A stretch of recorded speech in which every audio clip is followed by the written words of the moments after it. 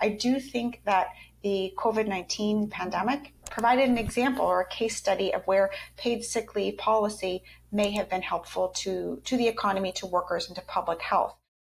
My name is Catherine McLean. I am an associate professor at the Schar School of Policy and Government at George Mason University. McLean says, first off, when it comes to highly developed countries, we're just one of two where employers are not required to offer paid sick leave. And where that benefit does exist, it's not equally available to all workers. Jobs in the management, business, and financial occupations, about 96% of those workers have access to some form of paid sick leave through their employer. If we look to something like the service occupations, it's about 65%.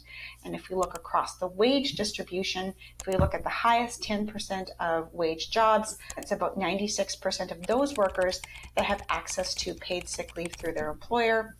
And if we look at the other end of the spectrum, the lowest 10% of wages, it's about 40% of workers that have access to paid sick leave.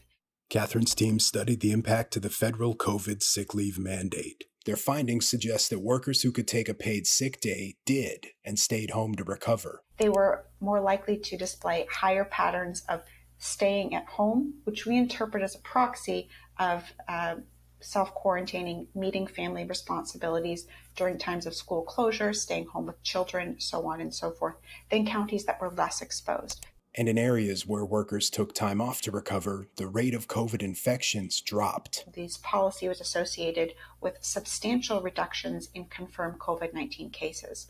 To me, that is evidence that this policy did achieve its objectives. But some industries say mandatory paid sick time is too expensive to implement and that workers will abuse the system. McLean says those claims cannot be supported by data. That the cost is potentially not that large, about 21 cents per hour. So I think that these are reasonable concerns to have, but when we look at the data, we don't find evidence that there's misuse of the benefit.